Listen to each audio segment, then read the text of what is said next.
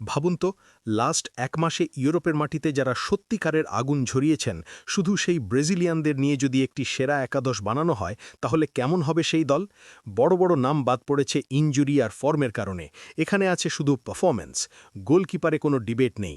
Injury থেকে ফিরে লিভারপুলের ত্রাতা অ্যালিসন বেকার, ডিফেন্সের রাইটে ভ্যান্ডারসন, লেফটে কায়ো হেনরিক, দুজনই মোনাকোতে দুর্দান্ত ফর্মে। সেন্টার ব্যাকে অভিজ্ঞতা ও ধারাবাহিকতার নাম মার্কিন হোসের পাশে লাস্ট এক মাসে চমক দেখানো মুরিলো। মিডফিল্ডে অটো চয়েস ক্যাসেমিরো ও নিউ ক্যাসেলের নেতা ব্রুনো গিমারেজ, একজন শক্তি আর একজন মস্তিষ্ক।